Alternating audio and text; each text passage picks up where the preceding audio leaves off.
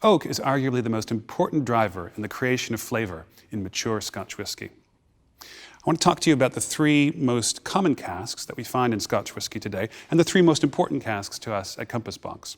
I've got before you a barrel, an American spirit barrel, approximately 200 litres, American oak.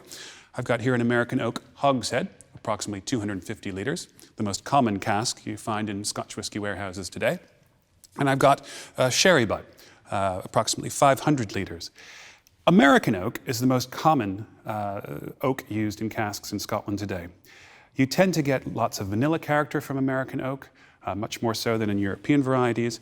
And when you've got what we call first fill barrels, barrels that are being used for the first time in Scotland, you get a lovely big hit of vanilla, and you get the lovely hints of coconut, which come from the natural lactones that American oak has loads of. Yeah? Hogsheads, on the other hand, hogsheads are built from American oak barrel staves, built into a bigger form, and therefore the ratio of wood to spirit is lower, so you don't get quite as much complexity from the oak in a hogshead as you do in a barrel.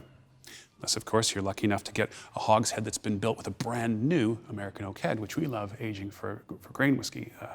You don't see those very often. So you've got the barrel, you've got the American oak hogshead, and then you've got sherry butt here. Now, sherry butts are sometimes made from American oak, sometimes from European oak. The more important flavor driver in a sherry butt, we argue, if they're first or second fill, is the wine that was in that sherry butt originally.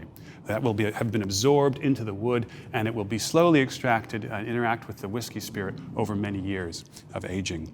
And you'll get all sorts, a whole range of flavors from sherry butts, from dried fruit character through to various types of wine kinds of flavor, sherry types of flavors. So, three different kinds of casks, three different sets of flavors that they, generally speaking, give to the whiskey aged within them. That's just the beginning, just scratching the surface of why oak is arguably the most important driver of flavor in the creation of mature Scotch whisky complexity.